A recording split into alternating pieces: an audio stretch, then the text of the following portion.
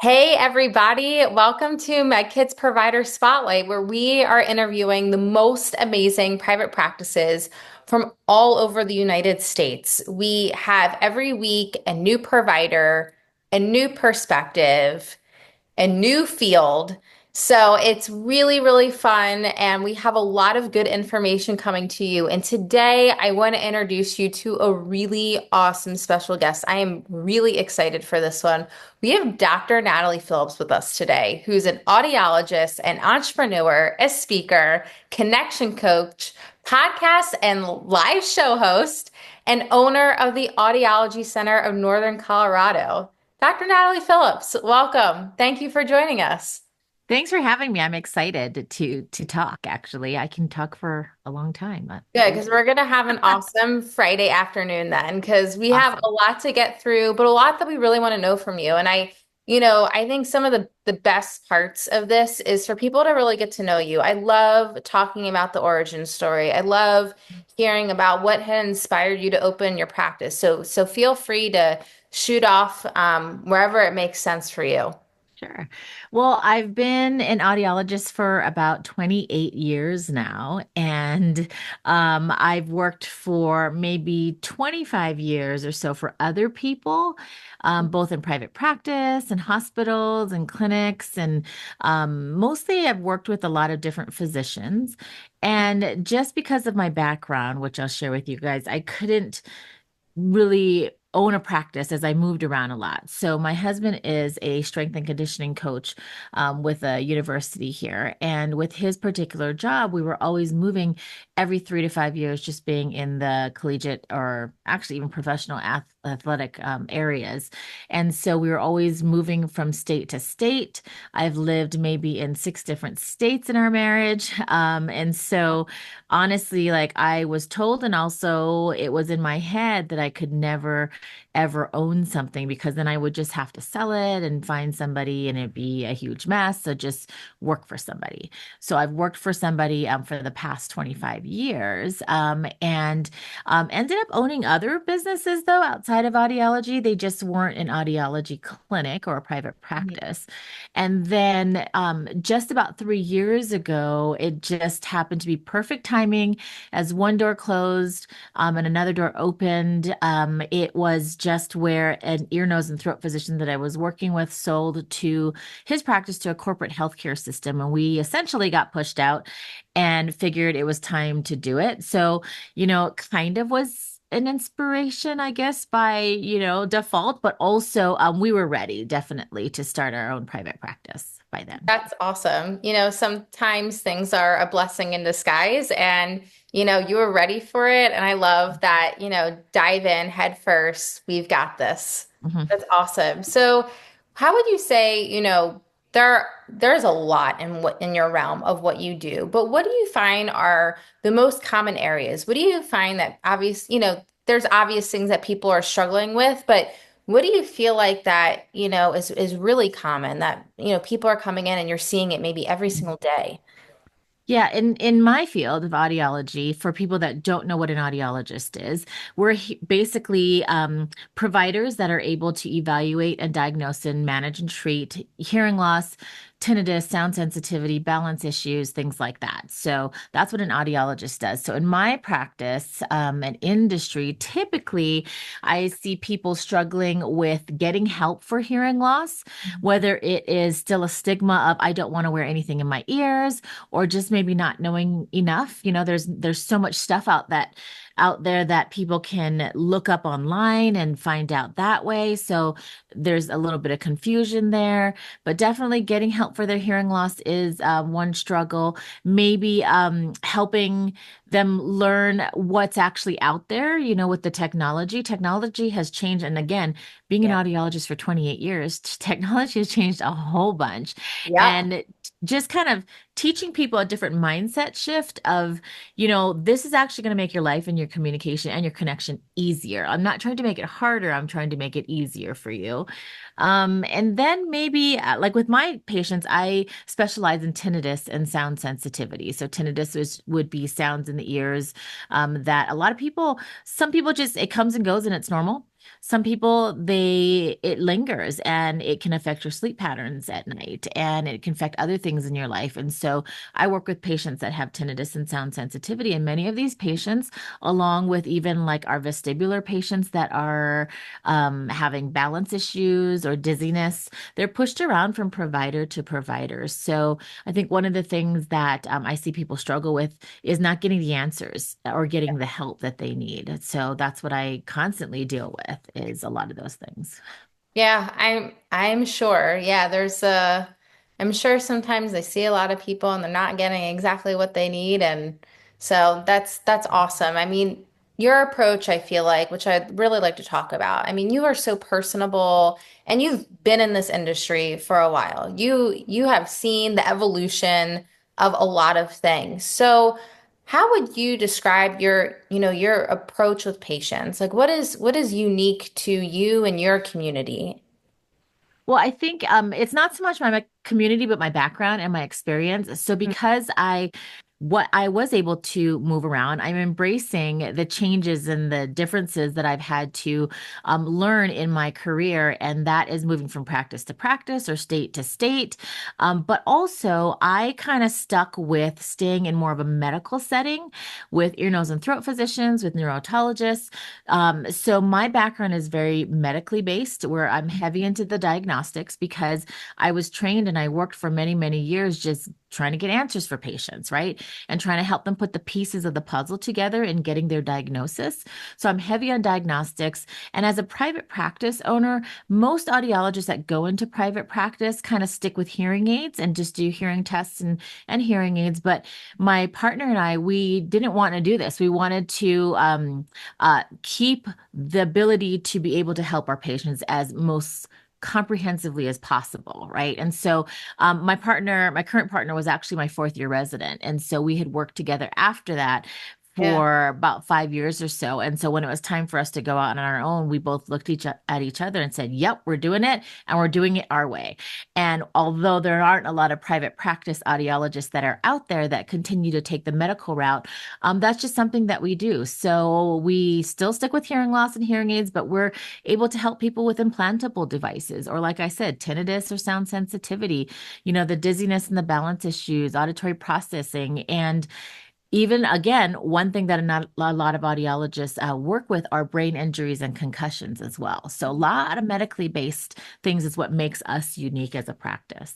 Yeah, for sure. Some people wouldn't think about some of those things right away and say, "Oh, I need to go see an audiologist." So I'm so glad that you brought those up and kind of leads me into, my next segment, which is, you know, in the world of the internet, the world of Google and AI is everything. Not all the time is it very helpful or it can be misleading oftentimes. And so I'm sure you get day in and day out tons of questions of just like, oh man, I wish you didn't read that, or that's not exactly true, or yeah, that's a very common misconception of what I do or how I do it, and that's not true. What do you think, some of those misconceptions are for you, and what can you kind of debunk for us today? What's Yeah. out there? What's not good? Um, so there's a lot. I'm going to take this in different ways, I think. So Yeah, regarding hearing loss, let's start with hearing loss because that's what I sure. do. There's a lot of people who just come in and they either say that oh, their spouse had told them to come in, right? And I'm not really, struggling, but okay, maybe I'm struggling a little bit. And so we Hmm. find out that they have maybe a mild hearing loss. And so as we're going over results, they might say, "Oh yeah, but I'm still okay though, right? Like I'm doing pretty good, so I probably don't need anything. Like you don't need, you don't need to help me at this point, right?" And so I want to say that that is one thing that I'm repeating. I have this on repeat, and that's what I'm debunking again, like really changing the patient's mindset of, okay, even with the mild hearing loss, what sounds that you're missing could be softer consonants, like S's and T's, F's and P's, the beginnings and endings of words. When there's noise present, you're going to miss out even more. And so what's happening is when you start to miss out on a word here or there and it doesn't make sense, you start to think like, wait, what? What are they talking about? And you have this brain lag because as the person keeps talking, then you're like, oh, shoot, I was focused on what I missed and now I totally missed. So you're constantly catching up. So there's other Mhm. things that people experience with the hearing loss, not just like, oh, I'm missing a word. Oh, I didn't hear my spouse call me from the other room. But it's like, exhaustion and tiredness and frustration. So those are things also that are associated with hearing loss that people aren't noticing.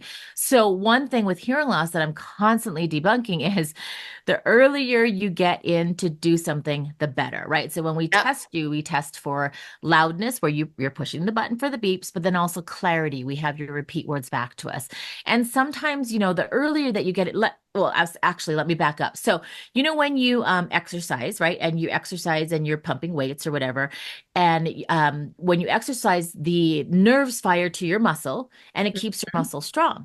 But Yep. if you don't exercise, it just weakens or atrophies, right? It's Yep. the same thing with the hearing loss. If you're not getting sounds past the damaged parts of your ear to stimulate your auditory nerve, your clarity is going to start to drop. And when we put hearing aids on you, it's not necessarily the clarity, but it's the loudness that we're trying to help, right? And so I explain it to people saying, look, maybe you have a mild loss in the loudness, but your clarity is still good at 96% or 100%, which means if I were to make things louder for you, you'd like it because it's still going to be clear. But the longer you wait and you let the clarity go, right? And that's the stuff that we can't necessarily get back and it's not getting stimulated, then it's harder. So people that come in and they have a poor clarity, like a 50% or less, Mhm. then they wear hearing aids. But then my biggest complaint is, oh, I paid all this money for hearing aids and it's loud, but it doesn't make it clear. And I'm like, yeah, like how long ago were you told you had this hearing loss? Like, so I usually tell people the average age that we're fitting on hearing aids, and this might shock you, is anywhere between 40 to 60 years of age. So it's Wow. like people that are still in the workforce and they're trying to keep up. It's not necessarily these retirees, right? Yes, we do have our 70, 80-year-olds. We also have our newborns and our kids too. So a Yep. wide range of people that we work with. But the point is, the earlier you get into it and the more that you're able to stimulate your nerve, then you keep your clarity and also you decrease your cognitive decline, right? It goes back to that brain lag issue that I talked about. So I for love that. sure, yeah, for sure that. Regarding tinnitus, I think that constantly tinnitus patients are told that, oh, yeah, there's nothing that can be done. Or you probably have a hearing loss. That's why you have tinnitus. Oh, you had noise exposure. That's probably why you have tinnitus. So there's nothing that can be done. You just have to learn to live with it. Well, also something that I'm constantly saying is that's not true. There are lots of options for tinnitus. Tinnitus retraining therapy has been around since the 1980s. It's got an over 80% success rate in reducing tinnitus awareness and disturbance. And there's a lot of other options. And so, you know, it's not true when you're told that there's nothing that can be done. I think that's the worst thing that you can tell people. Mhm. And then the last thing I'm thinking about as far as debunking is starting a practice and starting something new. Yeah. Like I said, I've been an audiologist for 28 years, 25 working for somebody. 3 years ago, I opened my own. So it's never too late. Just go and do it if you think that you want to do it. So that's what I would say. I love that. I mean, beautiful points because, there's so much that they don't know what they don't know. And that's a lot of people out here, and especially even when we go to someone and they, like how you said, they're told that, yeah, we can't do anything for you, tinnitus, and like end of story, close the chapter on the book, that's done. But there's resources out there and that's not being talked about. Or, kind of what you said earlier in your first point, you are fitting people from hearing aids that are 40 years old. Yeah, like you need to stimulate, the clarity part. And Mhm. the I would never have thought about that how much irritability I might have because Mhm. I'm I'm not getting from A to B quickly. I'm not understanding something, and I'm stuck on that and not listening to the person, and then and forever catching up. Yeah, Mhm. that's like it's a huge issue in how you communicate with people. And so, yeah, I love all those. kind of just basic life things that you may not think about, but that are truly impacting how you interact with the world. Yeah, absolutely. Mind blown. So, I mean, kudos to you for not only diving in, asking the right questions, but giving people options. You're Mhm. not closing the chapter. You're diving in deeper. You're figuring out what's happening with people. You're getting closer to that diagnosis. That's right what you talked about in the beginning. Like really Mhm. focus in on that. So, I love that you had started this and kind of what I love to do to round out everything that we talked about here today is you know, tips and advice. And there's tips and advice for patients and we can get clinical, but also something that you mentioned and something that's near and dear to our heart is private practices. And we Mhm. want to see this breed of people stay alive. We want to help more people. We want to help, people thrive in their businesses because they can. They don't have to Mhm. work at a hospital. They can build something. They can build a great empire. They can serve more people. They can help people the way they want to help people, just like you have. So I'd love to hear from you. What are some tips and advice some homeworks that you might give to a patient or a client? Or also, is there tips or advice that you might give to another provider that's starting their business and you're like, you should absolutely do this. This is what I would recommend for you.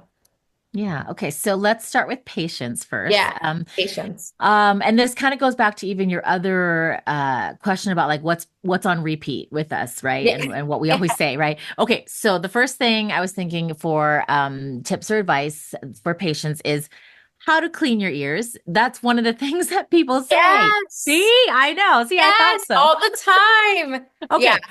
Okay, here's my advice. I can't. I'm Ear Earwax so is supposed excited. to be in there for a certain purpose, okay? Like it's supposed to have a weird smell and a weird taste. Not that I've tried it, but I'm just saying it's supposed to be there because it's supposed to keep bugs out of your ears, basically. Yep. I know that's kind of gross, but it is. So, you don't have to clean out your ears. Like people that come into my booth, they're like, I'm looking in their ears and they're like, I'm so sorry. I tried to clean my ears out before I came. And I was like, no, you're supposed to have wax in there. So wax is supposed to be in there for a purpose. You don't need to clean out your ears unless the wax there's so much in there because everybody has different wax producing glands. Okay. So sometimes it's dry, sometimes it's wet, whatever.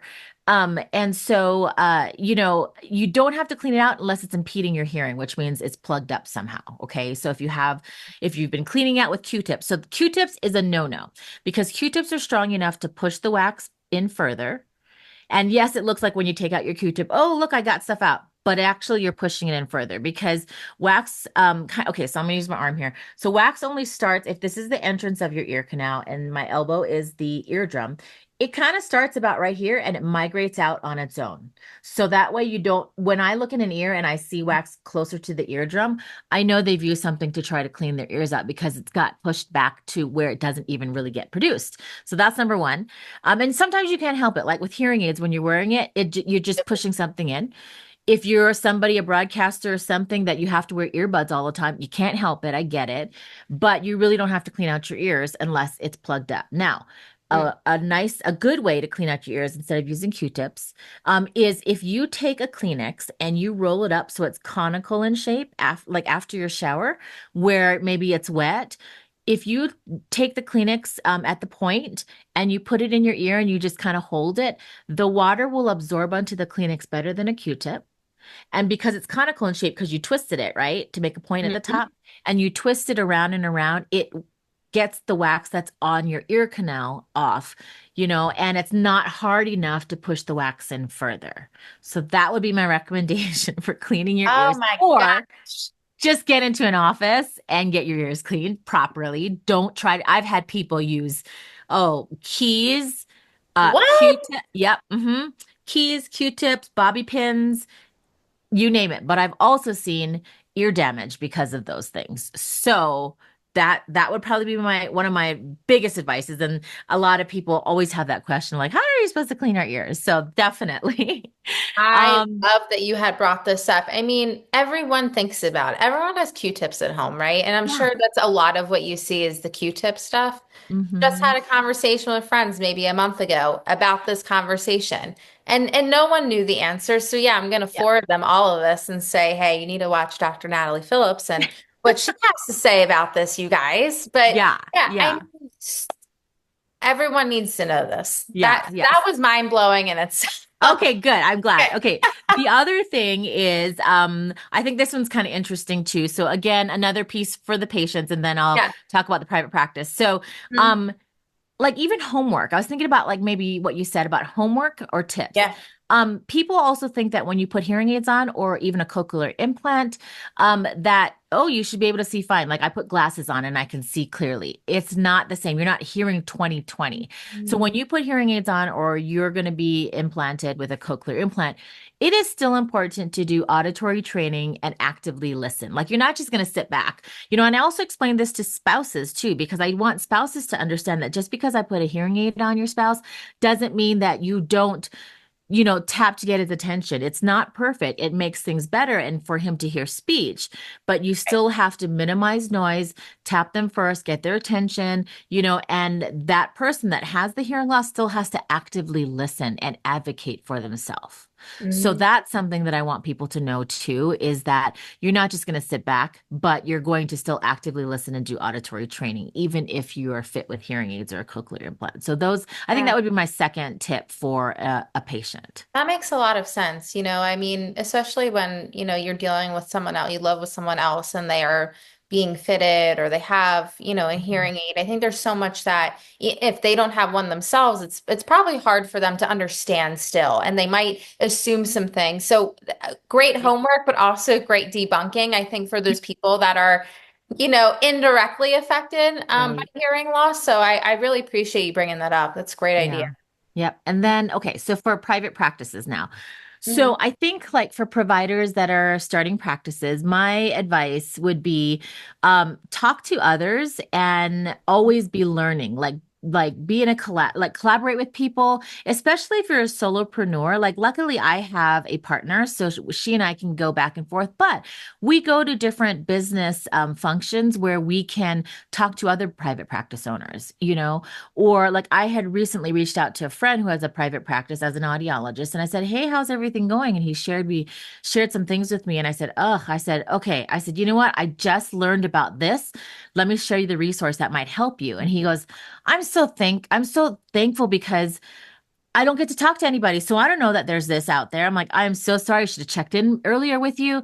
But Mhm. it's things like that, right? Like put yourself out there, meet other people, even if it's not somebody in your industry. I have learned so much from many other business owners and business minded people Mhm. outside of audiology and my industry. And I've learned from them. So I would say for sure to get yourself out there, collaborate. Don't leave anybody behind. Keep learning from people for Yeah, sure. I love that. I think that's a great idea and sentiment to put out there. Keep learning, be humble. Like you don't know what you don't know either. And, especially when you're first starting and getting the advice from other people and forming, opinions about, okay, yeah, I want to adopt that. Oh, that's a great idea. And there's things that you just may have never considered. And so, and it also when you don't know, maybe someone's in trouble or they're having a hard time and you might have the answer to that too. So Mhm. being collaborative with others is huge. So I appreciate you giving this tip to the providers that are out there watching with us every week. This is a great tip. Dr. Natalie, this has been amazing, a great time with you. Before we leave off today, please tell folks how they can touch base with you if they have questions, want to learn more, want to collaborate, ask you Mhm. questions. That would be awesome. Yeah, thank you. So I am everywhere on social media. So you can find me under on Instagram or Facebook under Dr. Natalie Phillips. You can reach me through my audiology business. So that's Audiology Center of Northern Colorado, or I think it's also Audiology Center NoCo or Audio Center NoCo on Instagram or even on X. On X, I'm Audio Dr. Phillips. Or my website, drnataliephillips.com. So pretty easy, or audiologycenternoco.com. So pretty easy. Like if you search for me, you type in audiologist or Northern Colorado, you'll probably find me. But yeah, any way that you reach out is fine. It doesn't have to be traditional email because now people can just reach out in different ways, which is really kind of cool. Awesome. Well, we so appreciate this wealth of knowledge, and we hope to have you on again soon. This was great. Thank you. Thanks so much. Thanks. Hope you have a good day.